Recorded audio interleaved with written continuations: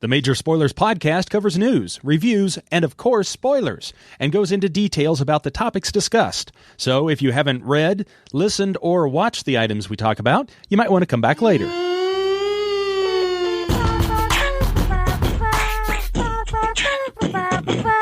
Major Spoilers theme song. The Major Spoilers podcast is on the air. On the air. The Major Spoilers podcast is on the air. On the air. Podcast.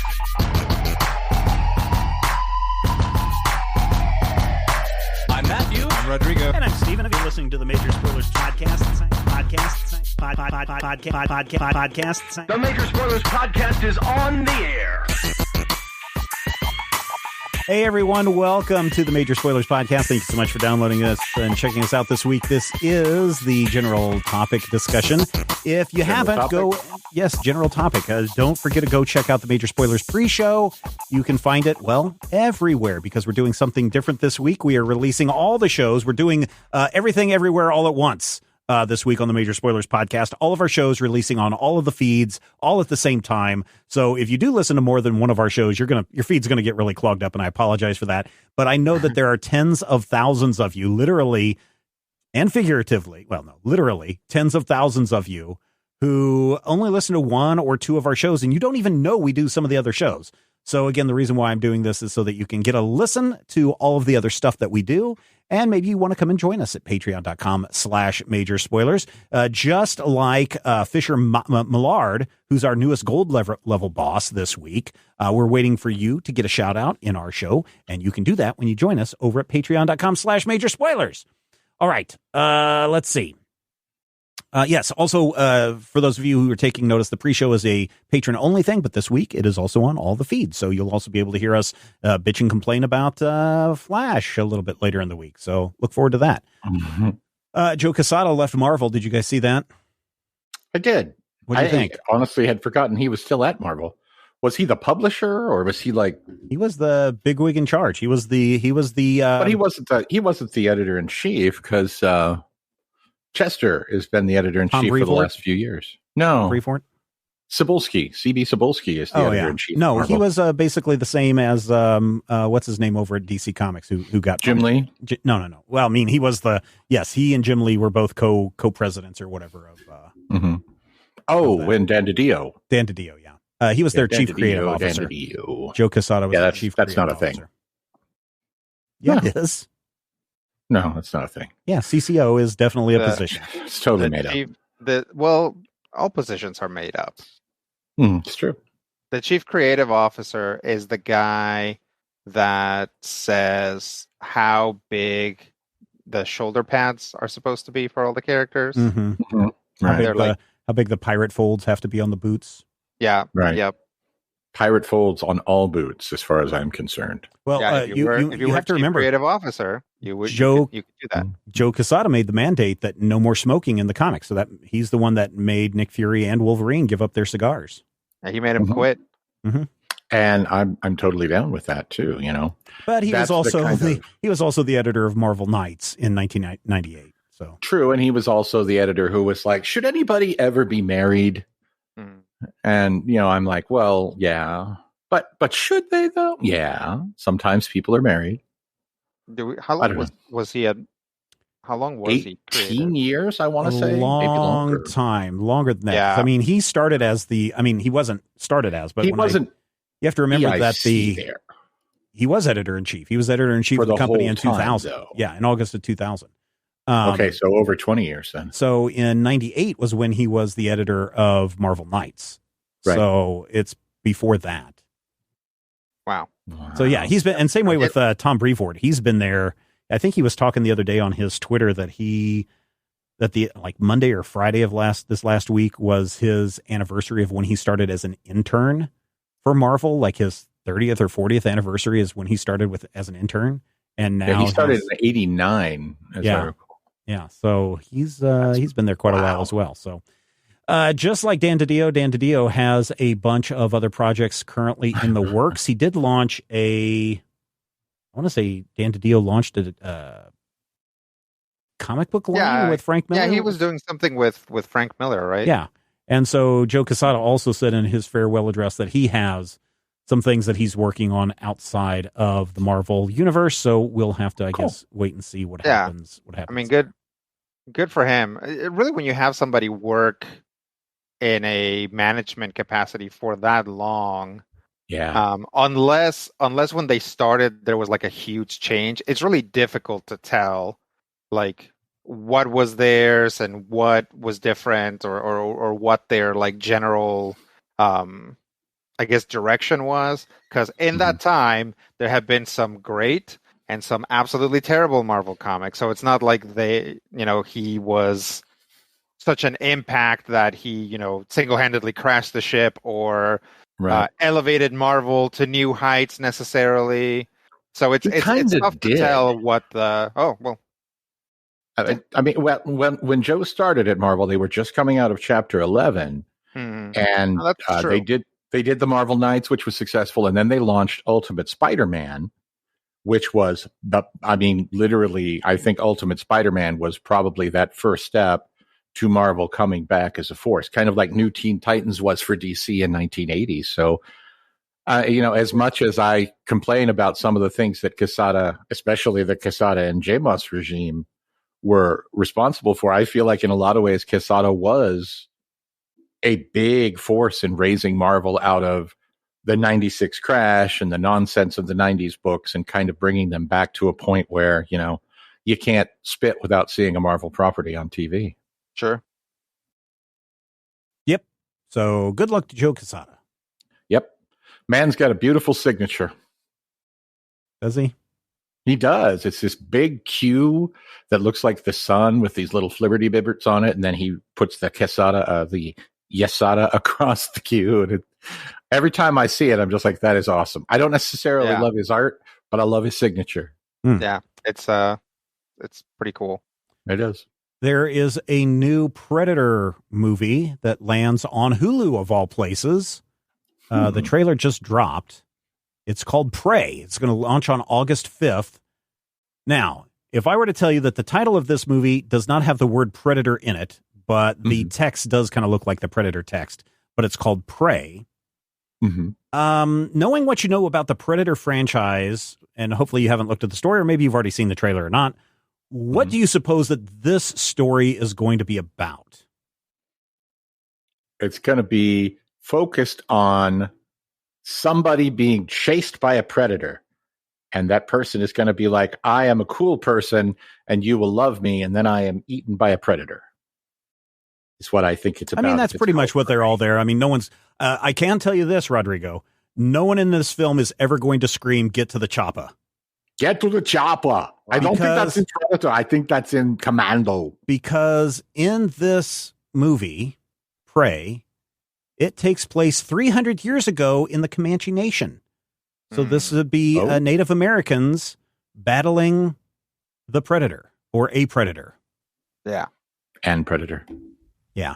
So are they going to be speaking English in this film? So here's the weird thing. The first trailer that I saw for this was subtitled, and they were speaking the native language, is my guess. But then I was on YouTube again later in the afternoon on my TV, and I saw another trailer, and I think this one was from Paramount. And I played it because I was like, did I really see that is in a, you're going to have to subtitle this thing?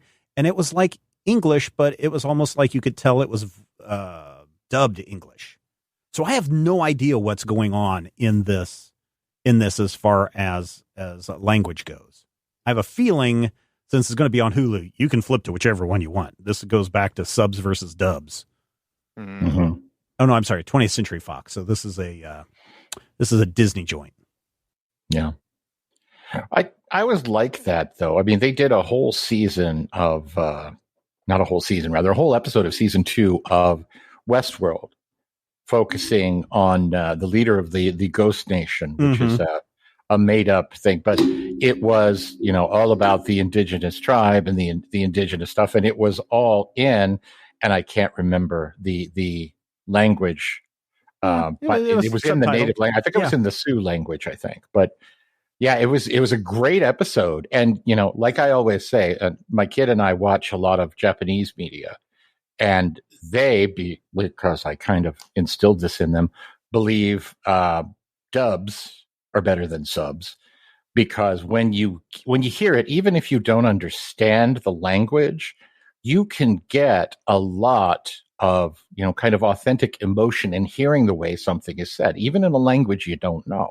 So that would be subs. Subs are better than dubs. Yeah, you said dubs are better than which subs. One is better?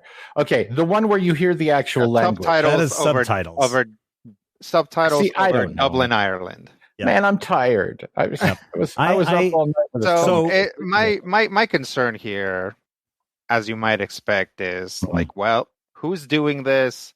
Dan Trachtenberg, the guy from 10 Cloverfield Lane. Yeah, but they are bringing in somebody as part of the creative team who is Comanche. Yes, so yes, they're at least and also all of the I'm pretty sure all of the actors that play people, as opposed to space aliens, are First Nations people. At least that's what it appears to be. So that's good. There's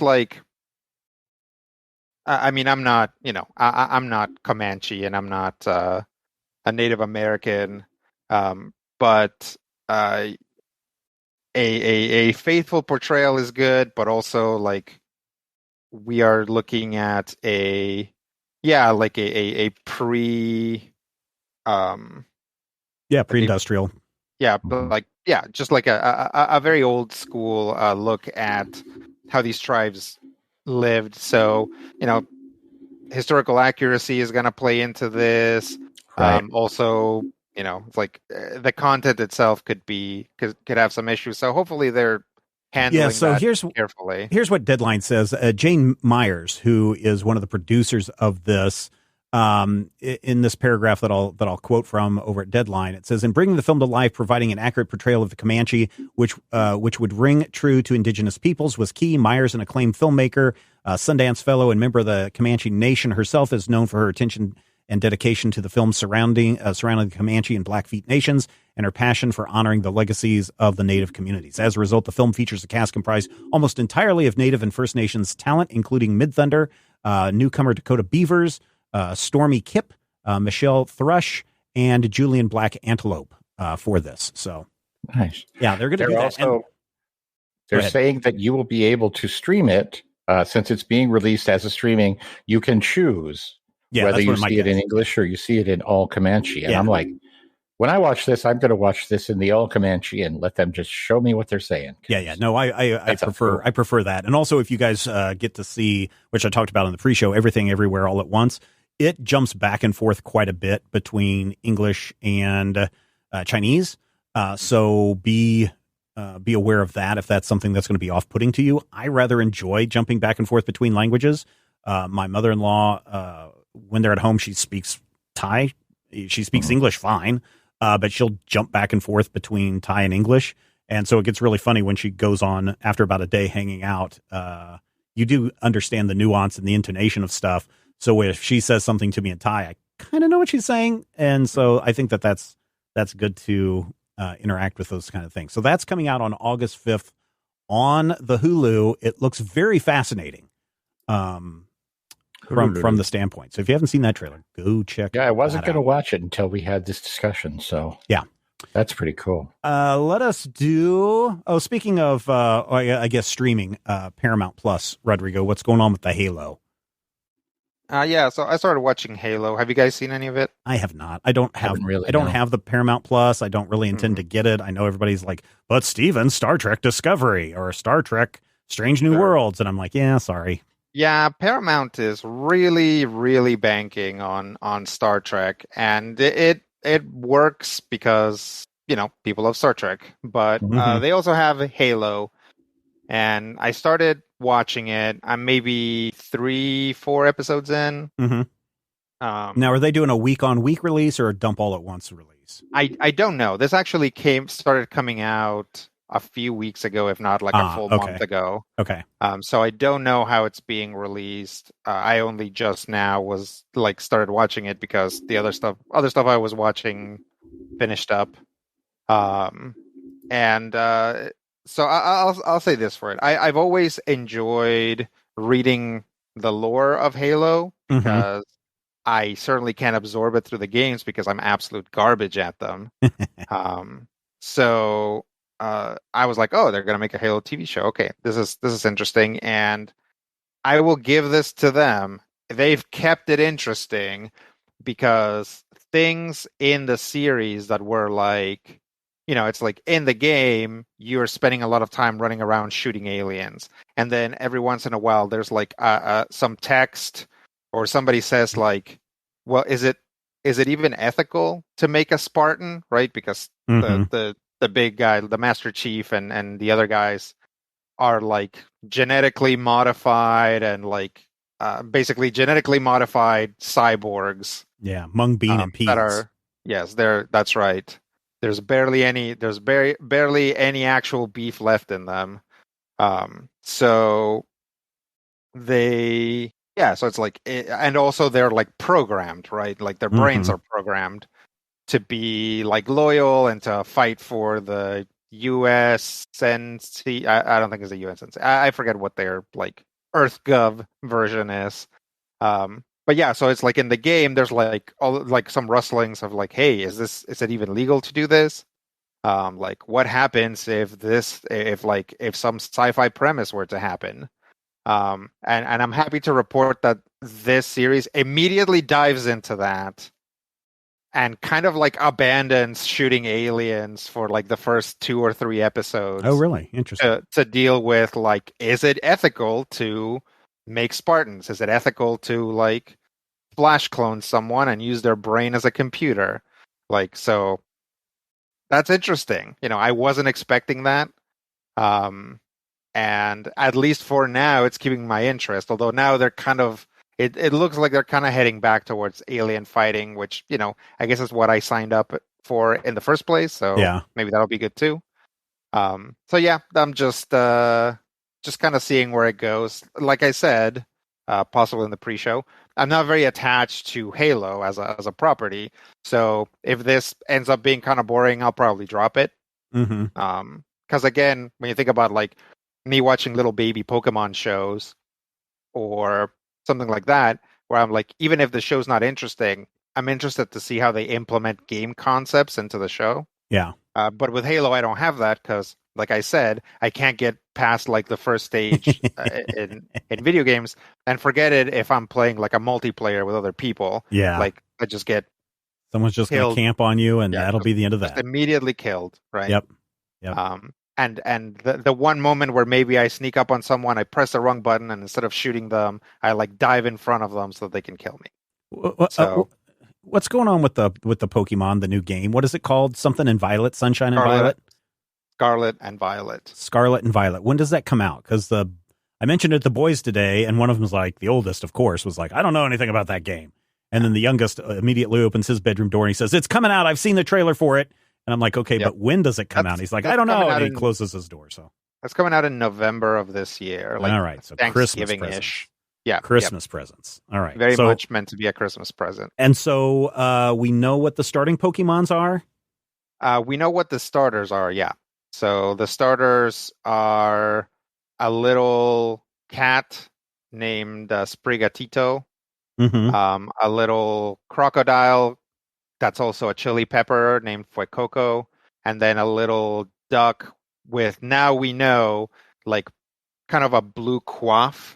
Ah, okay.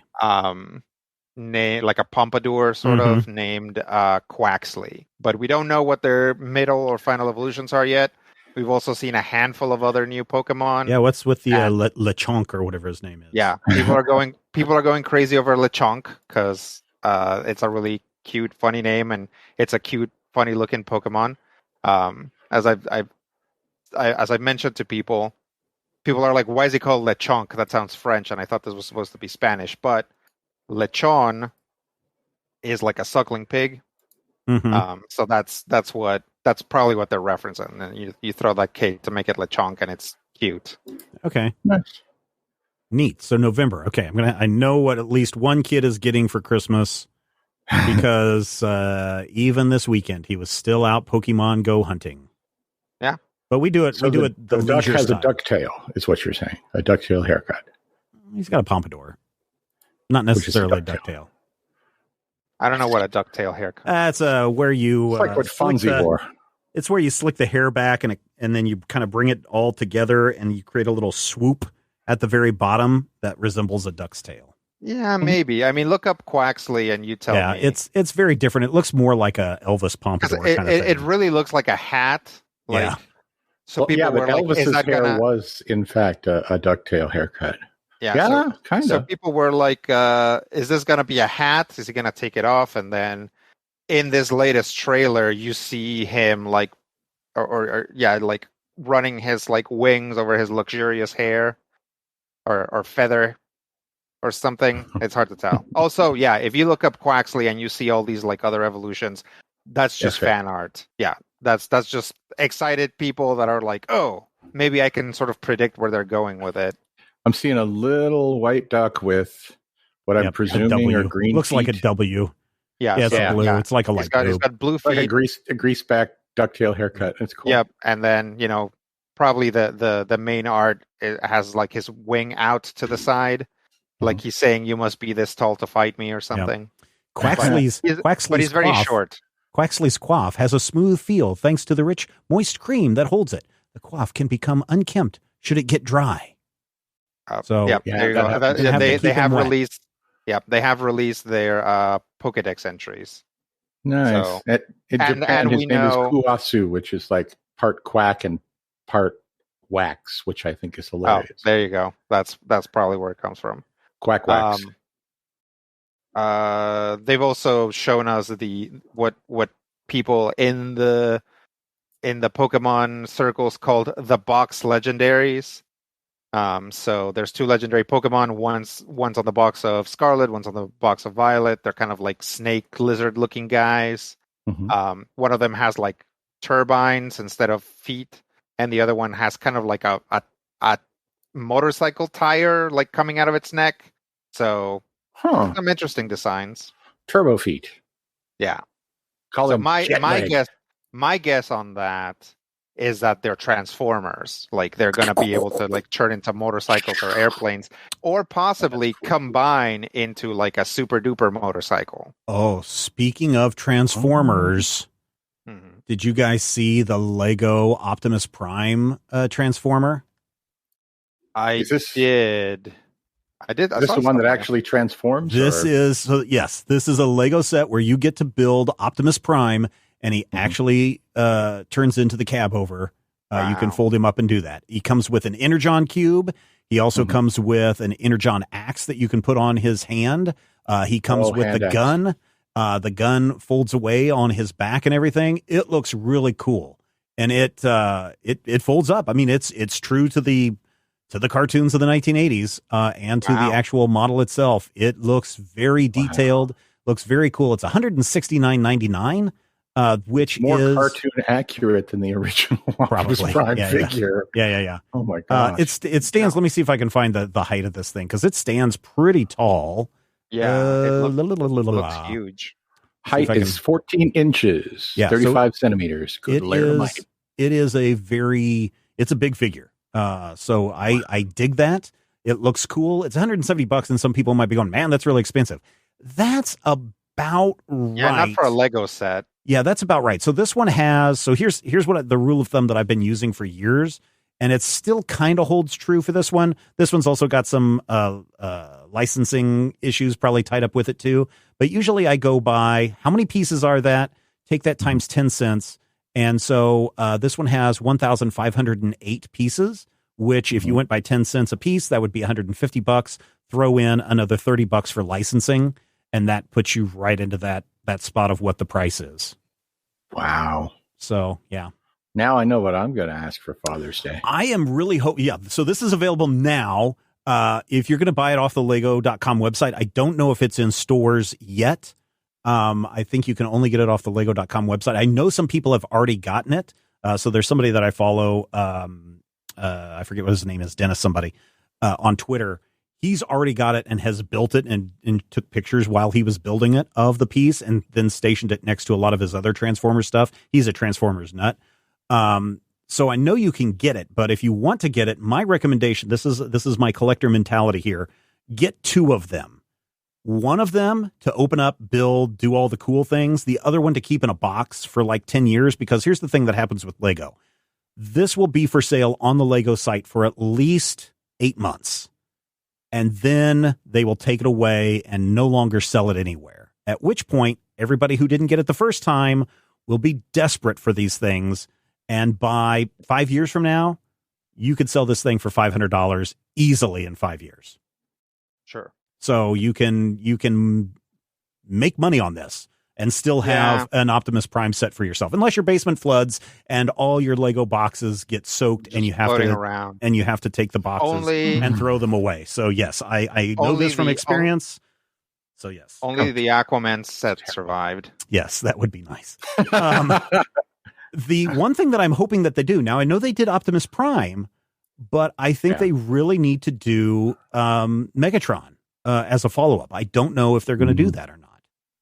They should. That way you can get your Optimus Megatron fight. Yeah, no, I think they really should. But I mean, Lego doesn't really have a problem with guns, but the fact that Megatron folds into a giant gun might be a problem. Well, they could do some other Megatrons. There are multiple Megatrons. I mean, yeah, the classic Optimus is like a lot more iconic than the classic Megatron. I think for that reason, because the classic Megatron is kind of a gun. Yeah.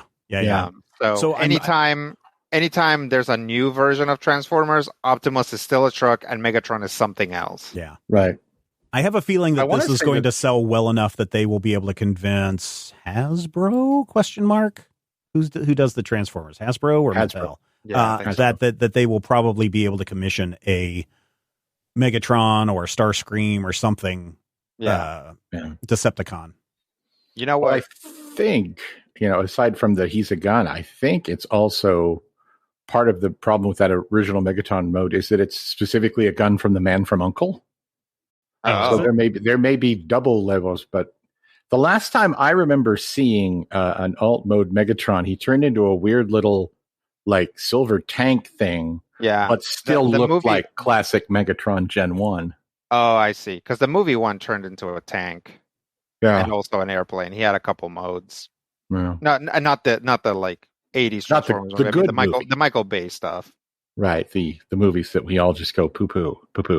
I don't think everybody does, because they've made 6 of those and they've all made $1 billion. So they made like, what? You can make money on trash. Well, remember this conversation we just had a little bit ago.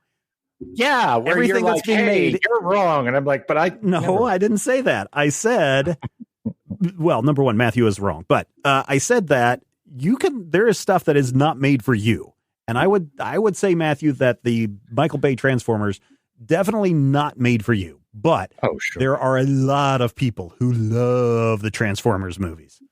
So you know what would be a something good to include with like a big Optimus Prime toy? What's that? Is like you include a matrix of leadership, and then on the box or the instructions, you show how it opens, but it's actually not meant to open. Like it's completely sealed. So when you try to open it, it doesn't open, and you get like really frustrated. Yeah, right. Because you got to have the touch. Yep. You got to curse. Yep, you got the power. Yep. Real quick, jumping back up to the First Nations Prey movie. If you guys haven't, also on FX right now, it's been renewed for a second season, is Reservation Dogs, streaming on Hulu. So good. It's about a bunch of these kids in Oklahoma and them wanting to be more and have more than what they've been given. And so they decide to form their gang, and they want to get out of Oklahoma and off the reservation and go do something else. It's entirely indigenous cast and crew in this, and it is good. And if you haven't seen it, you are missing out on a great series. This is also produced by Taika Waititi, and if you have seen what's the pirate one? Our flags have means death, or whatever. Flag means death. Yeah, or flag means death. There's a lot of people from Reservation Dogs that show up in Our Flag Means Death as secondary characters. I can't believe Our Flag's not butter. Yes, Black Flag. Okay, let's do a poll of the week, which we haven't done in a long time. What? So, dropping Wednesday, June 8th. New episode of Obi-Wan Kenobi. Mm-hmm. Get to see what happens with the whole Princess Leia thing. Also dropping on June 8th, Ms. Marvel. The new Marvel series drops for the next month. Which one are you going to watch first? Ms. Marvel or Obi-Wan Kenobi, Rodrigo? I can tell you which one I'll watch first, but it's not a quality or excitement issue. Is that my wife? I'm watching Obi-Wan with my wife, so I'll watch that when she gets home, and I'll watch Ms. Marvel much earlier because she's either not interested on it or won't be interested on it until maybe it's over and somebody says it's pretty decent. I've seen some very positive reviews, just in general, passing positive reviews. So yeah. I'm kind of excited about this. My youngest has been in one of those moods where he actually wants to watch things with me. So I'm really surprised that he likes Star Wars as much as he does. He can quote like Star Wars stuff left and right. And if I mention, I don't know, a Tauntaun or something like that, he's like, oh, that's Empire Strikes Back, right? And he's like, yeah. So he knows, he's getting very familiar with his Star Wars stuff. So I was too tired when Obi-Wan Kenobi dropped, so I went to bed early, and he comes into the bedroom and he's like, Dad, I'm watching the first episode of Obi-Wan without you. And I'm like, no. And then the next day he's like, I'll watch it again with you. But I said, so we'll get to watch, he's like, Dad, tomorrow, new episode of Obi-Wan Kenobi. I'm like, yeah, also Ms. Marvel. And he kind of pauses for a moment. He's like, yeah, maybe. And so I'm going to get him to watch Ms. Marvel because I have a feeling he's going to love it. Yeah, we'll see. There's a lot going on. I've heard a lot of good reviews for it. I was kind of sad that they're not going to go for a stretchy. Yeah. I mean, definitely if you're making energy projections, it's a lot harder to make Embiggen hit. So yeah, they might get rid of that entirely, which would be sad. I was hoping for some Embiggen mode stuff in the thing, but you're right. Solid light projections look like it's it. Currently over at Rotten Tomatoes, sitting at 94%. The average audience score is not in yet, but that apparently is based on the reviewer score. So looking forward to that. Matthew, what are you going to watch first? Obi-Wan Kenobi or Ms. Marvel? Well, once I'm done watching the latest episode of The Boys, it's going to be Ms. Marvel, because I am the world's first, biggest, and probably only Red Dagger stan. I love me some Red Dagger, and I know that Red Dagger is going to be in this. But yeah, I also love Ms. Marvel. And honestly, it's going to be, I want to see how they do her powers to see whether it's going to be a deal breaker for me, because I feel like, I don't know. I'm worried if it's not accurate to the comics, are you just like, nope, I'm out? No, but if it's Green Lantern powers, they're going to have to do it in such a way that it doesn't feel like it's just, hey, Green Lantern powers. And so, I mean, that's kind of how Marvel has done it over the years, right? It's like, hey, what is DC doing and what can we do better? Well, that's why Marvel exists. But more importantly, I feel like, because, Namor is a knockoff of Superman. I don't know if you knew that, 1939. But when you go and when you look at something like this and you have a series that was in the comics, even among the, 70,000 people reading comics every month, kind of a niche favorite, I feel like how they bring it to the film, how they make it live action is really going to be a touchy subject. And I honestly, it's not the powers that are going to be the biggest deal breaker for me one way or the other. Sure. But if it really does feel like, hey, she's basically just Green Lantern and we're doing this because of our, our big cosmic Brie Larson Captain Marvel, I think it's going to be something that, much like Moon Knight, I'm going to have to approach without thinking, hey, everything that I know about Moon Knight, because nothing that I know about Moon Knight was really necessary or meaningful for that show. And again, they're appealing to the masses, not to the niche. I think that this is going to be really interesting because they have subtly been prepping the masses with Ms. Marvel for a couple of years now. Mainly in the form of that Marvel game that came out a few years ago where Ms. Marvel was the lead character in the game. And you were basically playing her with going in and rounding up all the Avengers and getting them back together again. So I think they kind of started to prep people for that. So I'll be interested to see. I mean, definitely they've got to get, if they haven't already, by the first episode, have an origin story built in. So that will be interesting to see. I will also be very interested to see how certain audiences react to Ms. Marvel. And I have a feeling that I already know what the reaction's going to be. And I don't really care what they have to say. I want to see if they just bring out the vitriol like I expect them to. Probably.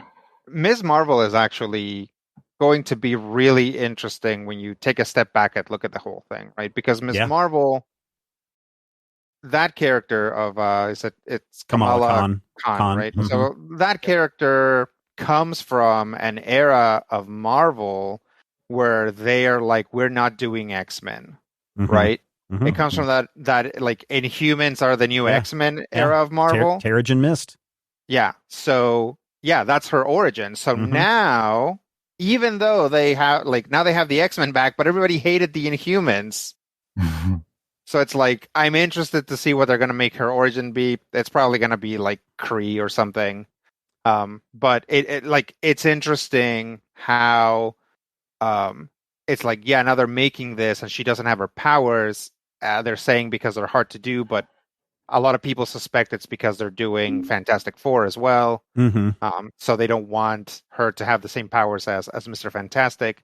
So like Kamala Khan always really affected by what's going on outside of her own book, right? Or show, like what's going on with the movies, what's going on with the Marvel universe as a whole, as impacted by the movies. So this character is very interesting because it's like almost completely shaped by these weird external forces. Yeah. So what's the next little known Marvel character that you want to see get turned into a TV show?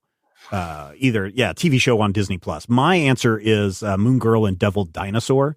I think would be a really fun show. Well, they're making a kids cartoon with Moon Girl. And are they doing that? Okay, well, yes, they're doing that, and like nobody's talking about it. Like this, like I don't know if you've seen the art for it, but it looks really. No, I haven't. I'm going to look that up because I think that would be. I think that would be very widely accepted, and unfortunately, if it does it if they do it in the cartoon form, it's probably like, we're aiming this for a much younger audience. This is something that's probably going to be on like Disney something.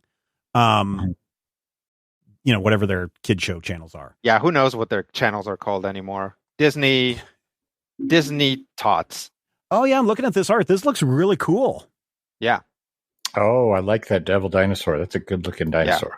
Both of them look really great. I like her. She seems to have those like responsive light up goggles, right? So like her eyes are like that glow, so they'll be like little squares or like slits or whatever, and that'll change with her. Yeah. It's like a really cool idea. Yeah. I still think that would work really well as a live action too, but I think so too. I didn't know that was there. So there, my wish fulfilled. Moon Girl and Devil Dinosaur show. Rodrigo, what do you got for what's the next little known Marvel character you want to see on a Disney Plus show? Here's my pitch. All right, the Gibbon, right?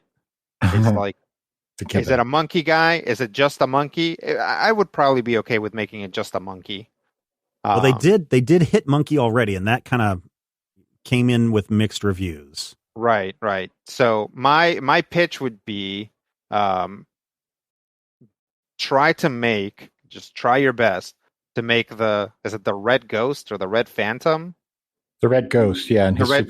Make the Red Ghost like an actually threatening villain that has a way of like controlling maybe all animals, and he just uses a lot of apes or he like fits them with like mental control things, and then the Gibbon gets free and he becomes a hero, and maybe people are grossed out by him because he's a Gibbon, and he has some trouble, and maybe he makes some new friends.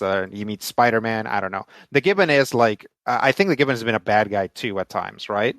Yeah, the Gibbon was introduced fighting Spider-Man. Yeah. So yeah. It's like you get him Spider-Man adjacent, and it's good times because being a monkey, he's one of the few characters that probably can keep up with Spider-Man swinging around the city or whatever. Yeah. He could be a big Spider-Man stan. He's like, someday I'm gonna break out of this cage and I'm gonna be like Spider-Man. Is this a live action or animated? I would say live action with CGI monkeys. Oh, no, real monkeys that tear your face off. Well, that is the problem. That is the problem with using real monkeys. That's why BJ and the Bear had to end so many years ago. Monkey technology has come a long way. The horrifying gorillas scene from Peacemaker was pretty good, but that gorilla's not on screen for very long. Right. All right, Matthew, it's up to you. What is your little known Marvel character that is going to get a Disney Plus show? Well, the reason that I want this particular character is simple, because I just today reviewed Dark Crisis #1 from DC Comics, and it featured Superman John Kent going around the universe and talking to all the biggest and the brightest and the top tier heroes. And he went and he talked to the new Batman, and he talked to Supergirl, he talked to Vixen, and he talked to the Peacemaker. And so, in order to get a balance for the Peacemaker, who's been mocked for 35 years for wearing a toilet bowl on his head, and is now the new hotness, the next big thing, Marvel needs to do Captain Ultra. Captain Ultra, the superhero who is also a stand-up comic, who is colorblind, and his costume is red, yellow, green, orange, blue, and a little bit of pink here and there with a big blue-purple cape. Designed by Jack Kirby. Actually, I don't know if he was designed by Jack Kirby. He may have been designed by someone pretending to be Jack Kirby. But as designed by whoever designed him back in 1912, Captain Ultra was meant to be a goofy guy. He was meant to be, hey, I've come to join the Fantastic Four. And they're like, no, you're a loon. Okay, well, now I'm going to appear. I've come to join the Defenders. And they're like, what? No, even the Defenders don't want you. So eventually you get to a point where you're just like, yes, this guy is universally mocked, and I now want him to be the next big thing. George Perez is the artist. No. Yeah.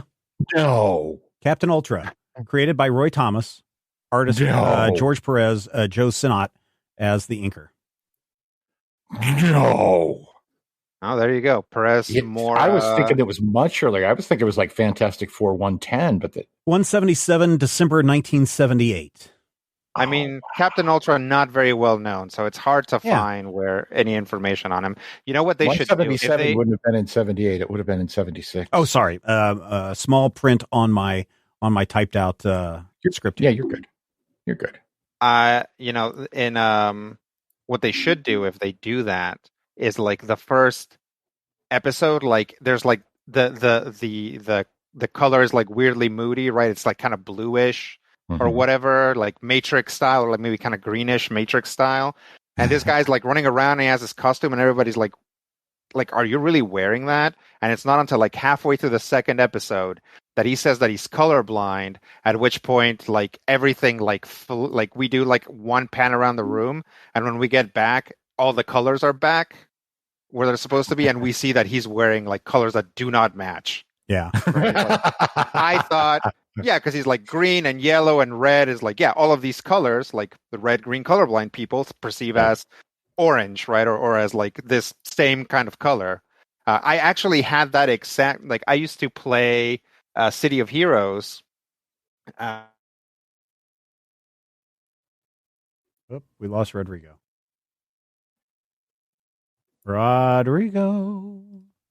Wider than a mile. Maybe he'll be back in a second. I think his internet burped.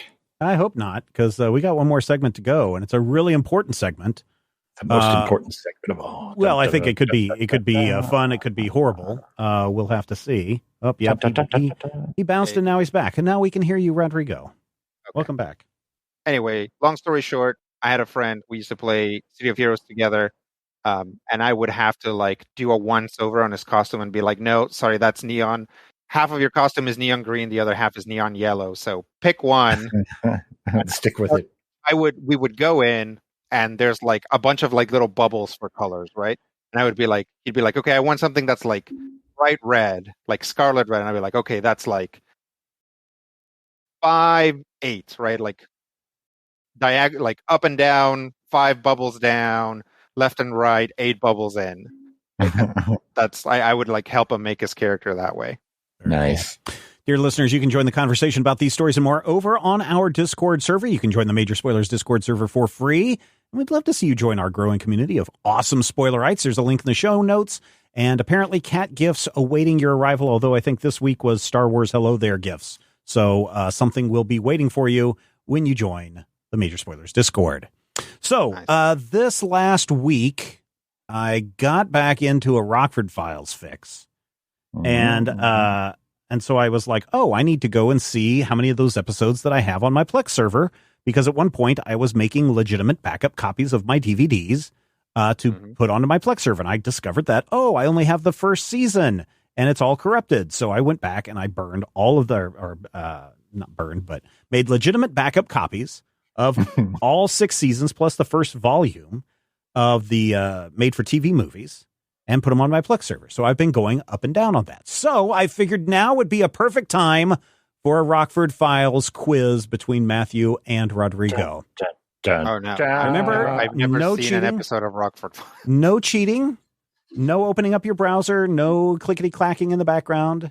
Anybody caught cheating will be banned from the show for life. Mm-hmm. First question. Which of the following is not an episode title of the Rockford Files? And you both get guesses. You can both guess the same, or you can both guess differently. Which of the following is not an episode title of the Rockford Files? Is it A, The Big Cheese, B, The Black Mirror, C, The Upside of Being Down, or D, Chicken Little is a Little Chicken? Matthew, you're the one that has the age over Rodrigo's experience, so we'll let you go first this week. Which of the following is not an episode title of the Rockford Files? Okay. I'm going to go with A, The Big Cheese. Okay. Rodrigo, would you like to guess? I'll repeat them again. The Big Cheese, Black Mirror, The Upside of Being Down, Chicken Little is a Little Chicken. I'm going to go with The Black Mirror. Okay. Rodrigo goes with Black Mirror. You both selected episodes that were the actual titles of the episode. The Big Cheese and The Black Mirror. I believe both, one from season 5, one from season 4, I believe, on that one. Wow. The answer I was looking for is The Upside of Being Down. There's some very different... There are some sounds like a Rockford. I know, right? The titles in Rockford episodes are really, really crazy.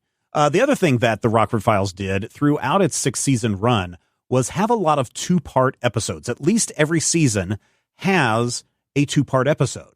Which of the following is not a 2-part episode? Is it A, Nice Guys Finish Dead, B, Lions, Tigers, Monkeys, and Dogs, C, Never Send a Boy King to Do a Man's Job, or D, The House on Willis Avenue? Now, I will say, all of these are titles of the Rockford File episodes, but only one of them is a single episode and not a 2-parter. Rodrigo, let's go with you first. Is it A, Nice Guys Finish Dead, B, Lions, Tigers, Monkeys, and Dogs, C, Never Send a Boy King to Do a Man's Job, or D, The House on Willis Avenue? Well, if my March Madness bracket is any indication, always bet on the animal, so I'm going to go with Lions, Tigers, Monkeys, and Dogs. Okay. Matthew, what about you? I'm going to go with A, Nice Guys Finish Dead.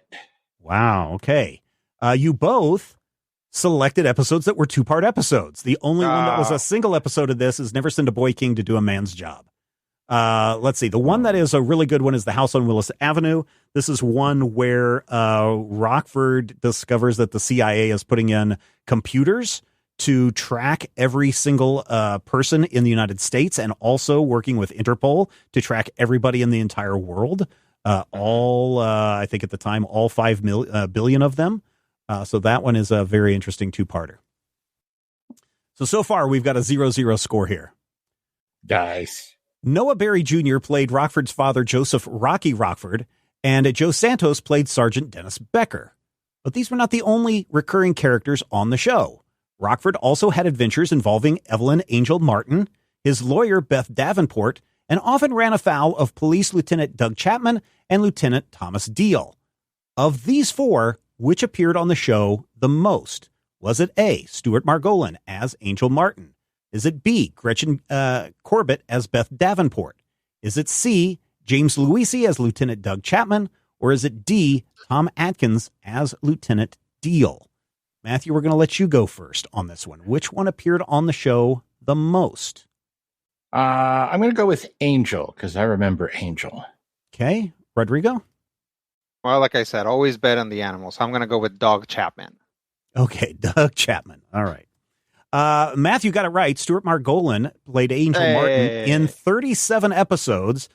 Interestingly, he was also in the pilot episode, which Noah Berry Jr. was not. They actually had a different actor playing Rockford's father in the pilot episode. Oh. How canonical does the pilot feel? It doesn't, because if you ever see it, most of the intro stills images are from the first episode, and it's very different. It's a lot darker of an episode, although I will say that the first season of the Rockford Files, or at least the first 4 or 5 episodes of season 1, are very dark noir stories. And then it starts to play more into the comedy aspect of it. Rodrigo, for 10 points, would you like to guess how many episodes? I'll give you within 5. How many episodes was Stuart Margolin in as Angel Martin? I will guess 20. Ooh, not within 5. He was in 37 episodes, including the pilot. We're not counting the made-for-TV movies here. There were 123. Go ahead. Oh, go ahead. I was going to say there were 123 episodes of the Rockford Files in total. Noah Berry, who played again Rockford's father, was in 118 of those episodes. Okay. Famous faces. Which of the following actors did not appear on the Rockford Files? Was it Howard Hessman? Was it Richard Roundtree? Was it Tom Selleck? Or was it Simon Oakland? Let's see. I think we gave Matthew the start the last time. Rodrigo, would you like to guess Howard Hessman, Richard Roundtree, Tom Selleck, or Simon Oakland? I'm going to guess Tom Selleck. Okay, Matthew? Trying to remember who Simon Oakland is. And I don't recognize that name. I know the one on the stretches. I'm going to say Richard Roundtree. All right, for 5 points, Matthew gets Richard Roundtree did not appear on the Rockford Files.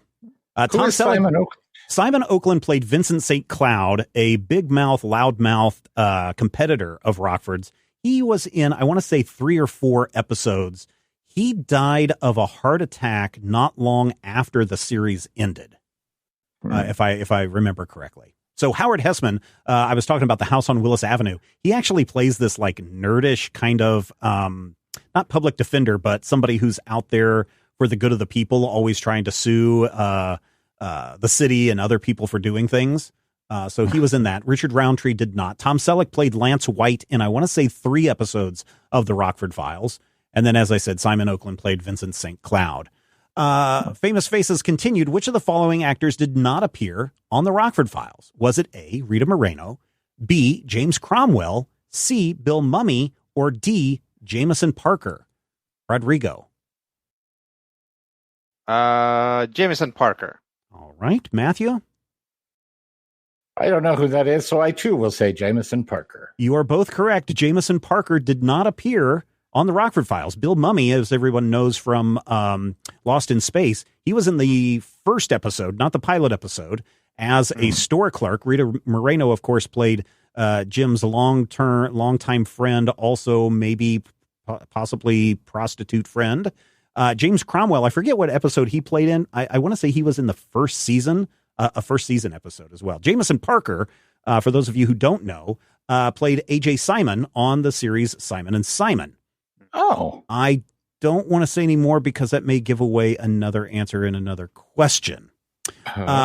Question number 6. Which of the following actors did not appear on the Rockford Files? Was it A, James Woods, B, Randy Quaid, C, James Whitmore Jr., or D, Louis Gossett Jr.?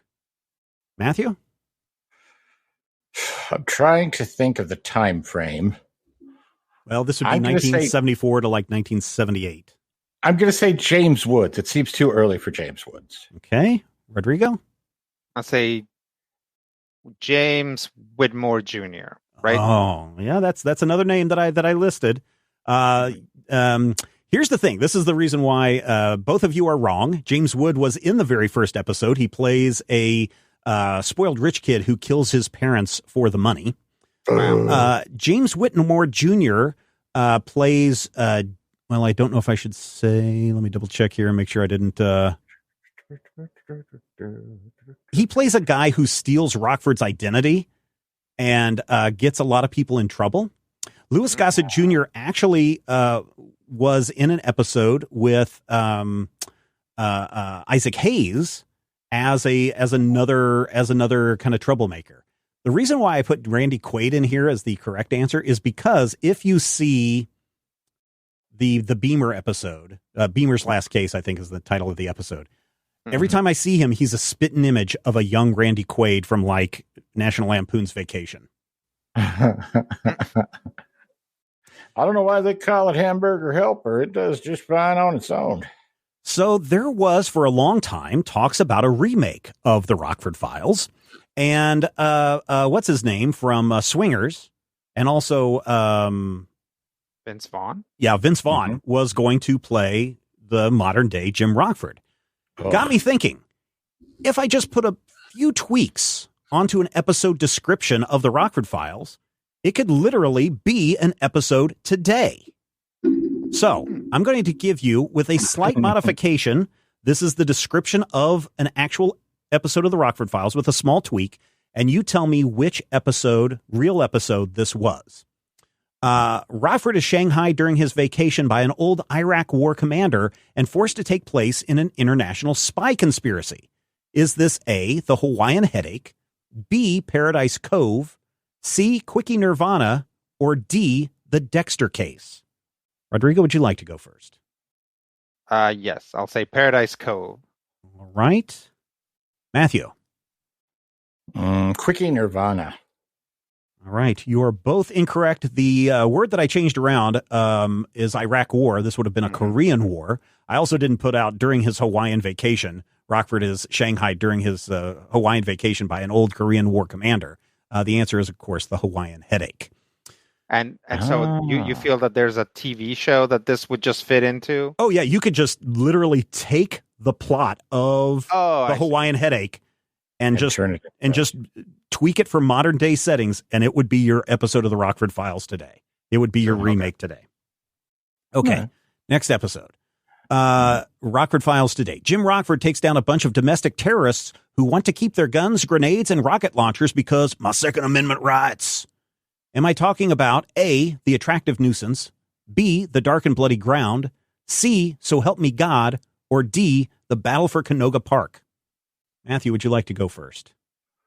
I'm going to say the dark and bloody ground because I love that book. Okay. Rodrigo? I'll say the battle for Canoga Park. Rodrigo gets it. The battle for Canoga Park. I literally, that is exactly what happens in the episode.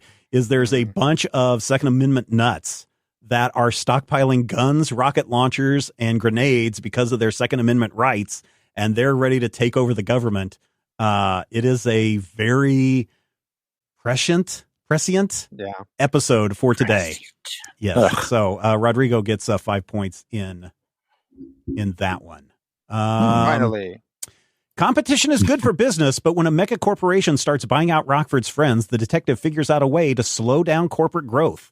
Are we talking about A, the Oracle wore a cashmere suit, B, the Fourth Man, C, sticks and stones may break your bones, but Waterbury will bury you, or D, the Family Hour? Again, these are all legit episodes of the Rockford Files.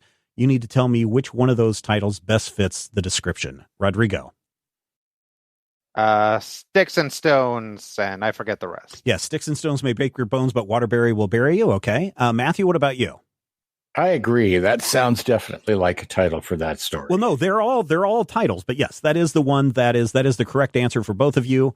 In this case, there is a large corporate detective company that is buying out or really forcing out all of the other detectives, which includes Vincent St. Cloud, and they all come together and ask Rockford to help them out. And so he figures out a way to take down the Waterbury.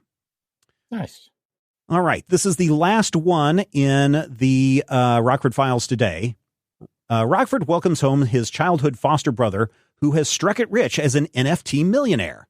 On the run from organized crime and the feds, Rockford takes control of the business. Is the title of this episode the Aaron Ironwood School of Success, the Great Blue Lake Land and Development Company, 2 into 5.56 won't go, or the Farnsworth Stratagem? Rodrigo? What was the second one?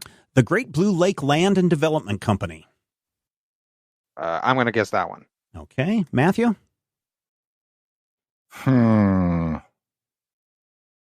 What was the one about success? The Aaron Ironwood School of Success. I'm going to go with that. That sounds like right. That is the correct answer. In this one, Aaron is Rockford's adopted brother that we only find out in like season 5, I want to say. Yeah. And I forget who the actor was that played it. It's an actor I don't really care for. But he has this shady pyramid scheme company called the School of Success, and he convinces Rockford to take over the business so he can get away from the organized crime and from the mob and the feds. So, oh no, there's that one. All right. Final answer, a final question for this week. Backdoor pilots. Okay. Backdoor pilots. Backdoor pilots. Which of the following was not a spinoff or potential spinoff of the Rockford Files? Is it A, Richie Brockelman, Private Eye, B, Riptide, C, Gabby and Gandy, or D, Just a Couple of Guys? Now, I've got somewhat serious descriptions of these if you want me to expand upon those. But we have, which of the following was not a spinoff or potential spinoff of the Rockford Files? Is it Richie Brockelman, Private Eye, Riptide, Gabby and Gandy, or D, Just a Couple of Guys? Rodrigo. Gabby and Gandy. Matthew? I'm going to go with Riptide. All right. Matthew gets it. It is Riptide. That is the one that was not a spinoff or potential spinoff of the Rockford Files. Matthew and I actually talked about Richie Brockelman, Private Eye, last week. Richie Brockelman was actually in the episode of The House on Willis Avenue. I think that was his first time appearing. He appeared one more time as a team up with Rockford Files in the 6th season, but he went on to do his own show. What was the actor's name, Matthew? Dennis Dugan. Dennis Dugan. He went on to become a director of a lot of the what's his name, Happy Gilmore movies. And Adam Sandler. And Adam Sandler. He directed a lot of Adam Sandler movies, and actually, I believe, is a 2-time Razzie Award winner for his directing of those movies. Yep. And when you mentioned Isaac Hayes earlier, I remembered that his character was named Gandy. Yes, Isaac Hayes' character is named Gandy, and Louis Gossett Jr.'s name is Gabby. And there's a whole episode, and I forget what the name of it is, but it was Rockford comes in for like the first 5 minutes of the episode, and he's gone until the last 5 minutes of the episode. And then it's Louis Gossett Jr. and Isaac Hayes doing their Gabby and Gandry stuff. And that was supposed to be a backdoor pilot for a show. For a show. And then in the last season, there's an episode called The Jersey Bounce that involves 2 good old Jersey boys just doing dumb Jersey boys things. And then They were going to make that its own show called The Jersey Bounce. Fortunately, that went nowhere. So as I look up, go ahead, Rodrigo. I was going to say I've been watching a lot of The Nanny recently, again for work. Mm-hmm. And there is a backdoor pilot, at least one backdoor pilot in The Nanny, and it is like super weird. Yeah. It's like, it's weird when like a character is like, okay, well, hey, new main character. And then they move to a different location and you don't see the characters from the show again until the very end. Yep. Yeah. No, it's very strange. I put Riptide in there. For a long time, I always thought Simon and Simon was a crossover because, what's his name? Rick Simon, was an actor in the Rockford Files for like 4 or 5 episodes, playing like 4 or 5 different guys. Probably not 4 or 5, but he was in several. And then of course, Jameson Parker, is AJ Simon, and he never appeared in the Rockford Files. But for some reason, I always thought that they did a crossover because Rockford's in Los Angeles, Simon and Simon are in San Diego. And I was just like, oh, surely they've done a crossover because I remember seeing Rick in the show all the time. No, Tom Selleck and Simon had multiple crossovers. This may have been because Rockford Files was on NBC, Simon and Magnum PI were on CBS. Right. And then, so Riptide, the reason why I ended up picking up Riptide was because it was a series. I almost picked Whiz Kids, because that was right in that same time frame of young kids who were hackers doing crime things, solving crime things. But then I was like, no, Riptide is the one that had that crazy robot, but it was also based in Los Angeles because they lived off of a pier in Los Angeles. And so I figured maybe that one would be a better choice. But in the end, helicopter that was like big and pink. Yeah. In the end, Matthew scored 30 points and Rodrigo scored an impressive 15 points out of a total possible 790. No, if we look, there would have been 55 points total in this. Yeah. So there you go. Now, if you were asking me about Trapper John MD, I would have had this. I would probably do, if I were going to do another one of these type quizzes. I mean, Rockford is ripe for. If you want to challenge Rodrigo and I, you should do a How I Met Your Mother quiz. I'm not. Rodrigo, are you a big stan of the How I Met Your Mother? I have watched the whole thing, like the entire thing, at least twice. And he's the only one who gets my jokes. Probably up to season 3. He's the only one that laughs at your jokes. No, you just don't get them. Up to season 3, I've definitely seen it like 3 or 4 times. Yeah. So I would not. So here's the point. Neither one of you knew anything about the Rockford Files. Right. Matthew probably a little bit more than Rodrigo. But that was kind of the point, right? It's nothing that one of you is an expert on. Right. It's a fun way to talk about the Rockford Files. I know, right? While, and now it's a fun way to involve us who don't know anything about the Rockford Files. That's what I should have done when I was talking about the Halo show. I should have been like, what psychopathic weirdo does the guy who plays Master Chief play in SVU? Everything. That's the only place I know him from.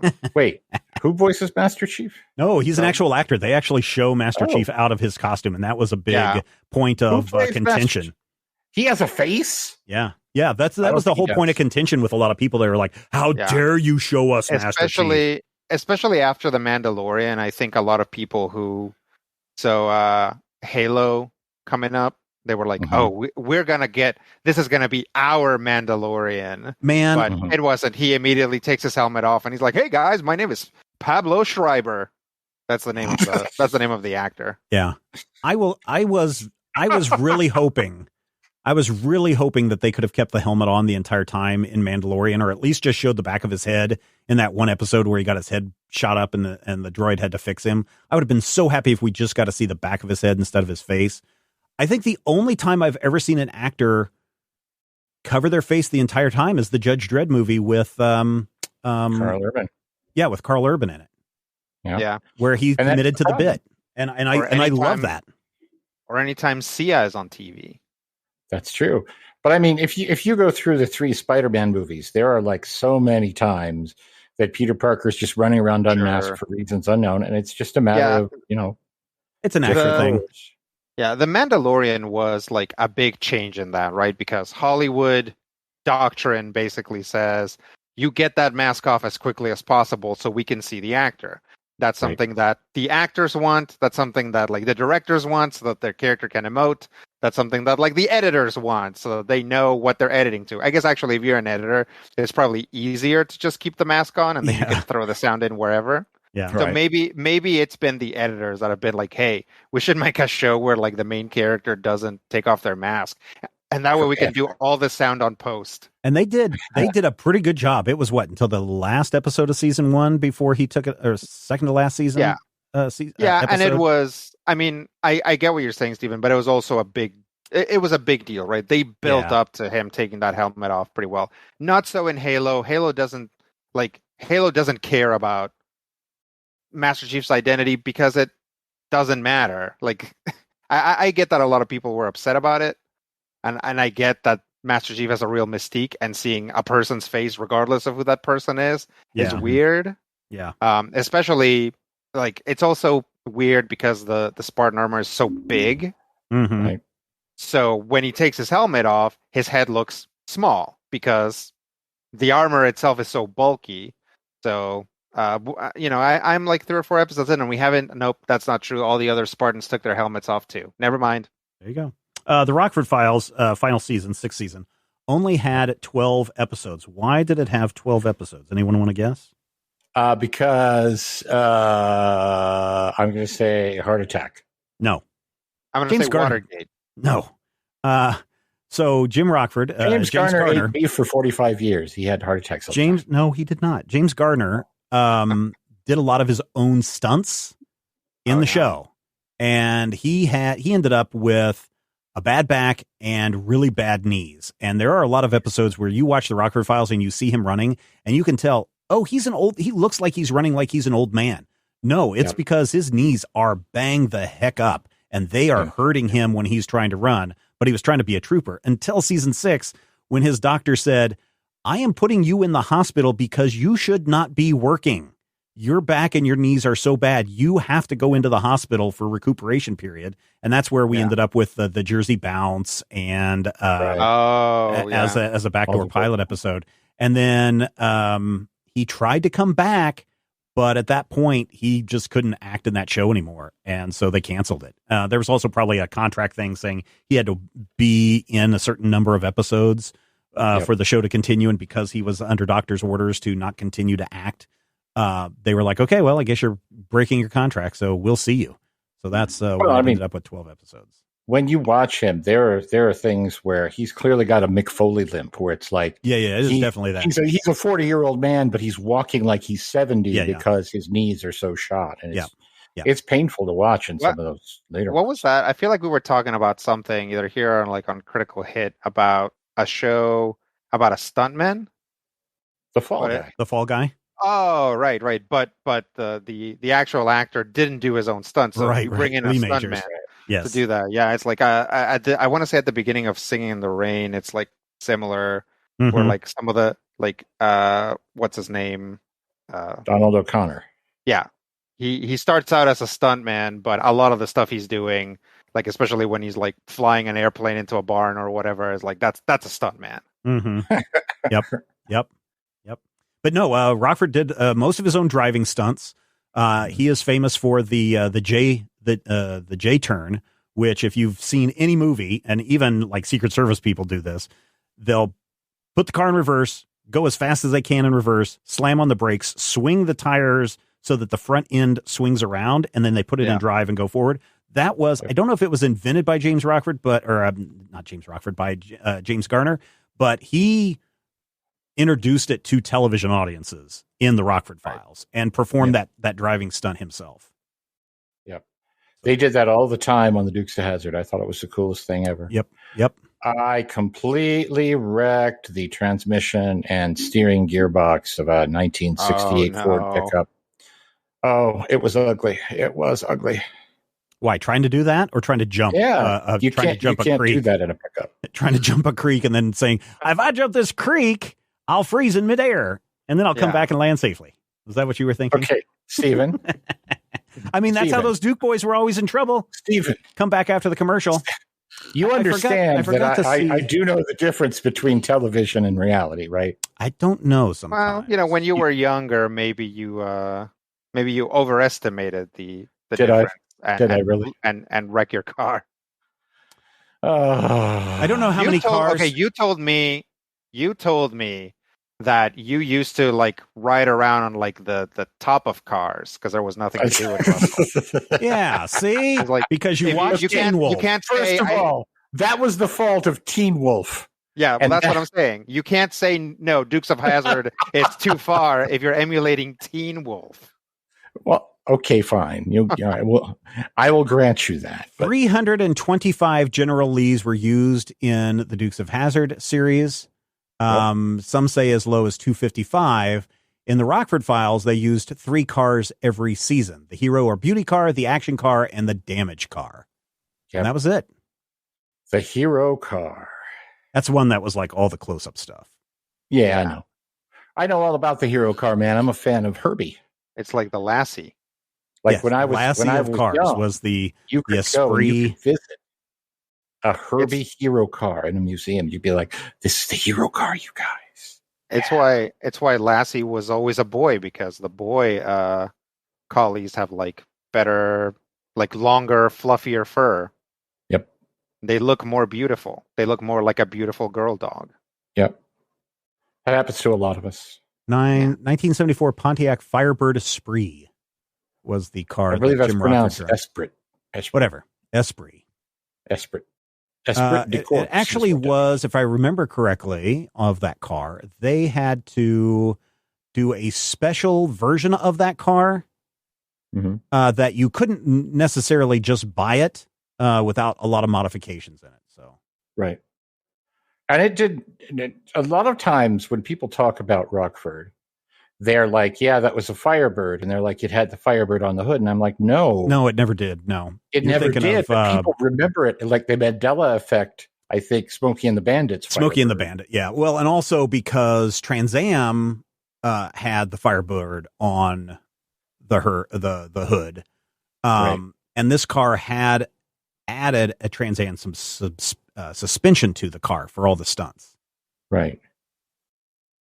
I was going to say, when did they do the first Trans Ams? 1969? I don't know. Or when did they do the first talking Trans Ams? That would have been 82. Let's see. Those are my favorite ones.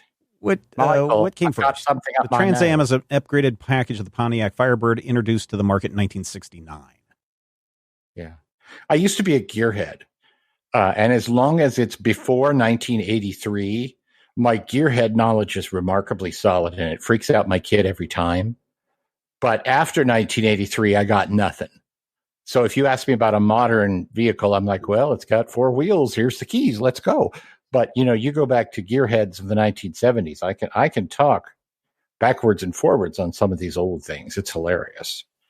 All right, ladies and gentlemen, that wraps it up for this issue. Thank you so much for downloading and listening. If you found value in the show, we'd love for you to join us over on our Patreon page, where you can find even more fun, including the Major Spoilers Podcast pre-show. Of course, most of you are listening to the pre-show live, or not live this week, but in the main feed this week. But you can find all the other pre-shows over at our Patreon page, patreon.com/Major Spoilers. And you can find out a bunch of other fun stuff, behind-the-scenes stuff, exclusive stuff that you're not going to find anywhere else. So go check that out. Patreon.com/Major Spoilers. We've got a great deal going on. You can sign up for a month-to-month basis, which we really appreciate everyone who does that. But if you want to save a little money, sign up for a full year. And I think you end up saving like 8%. So you end up paying for like 10 months, but getting 2 months free, something like that. Or maybe it's you pay for 11 months and you get a full month free when you sign up for that yearly membership. Find out more at patreon.com/Major Spoilers. And until next time, remember, we know that you love comics, and we do too, and we will talk with you soon. Fat the X-ray vision of a Superman. I could save a few bucks and stand around and read through the covers of the comics on the stand. But although every other page would be backwards, I suppose I could still read the evens and the odds. Well, I don't know. Guess I haven't thought this all the way through. Plus, as soon as the comic book store guy knew, they kicked my butt out on the corner. What a major spoiler. What a major spoiler. What do you think way. If I was hulking green or gray, I could just bust through that brick wall, take their comic books away. But then the little meat would deal with all the tanks and bombs and guns. Have you ever tried to read a series with all that going on? Guess I need to rethink this plan. How would I back and board my comics with such huge hands? Guess I already told ya what a major spoiler. What a major spoiler. Yeah, yeah, yeah. What a major spoiler. What a major spoiler. Start raving rich like a man of iron. I might not be surprised to find that I might actually have the heart cold to follow an entire storyline. But would I really even need to read up on all those escapades? I mean, who needs such distractions when your sister's such a babe? But the downside is such a beast. Being shot up in a fun, be in the Middle East with a gang sign throwing soldier. What a major spoiler. What a major spoiler. Yeah, yeah, yeah. What a major spoiler. Whoa, whoa, whoa, whoa. What a major spoiler.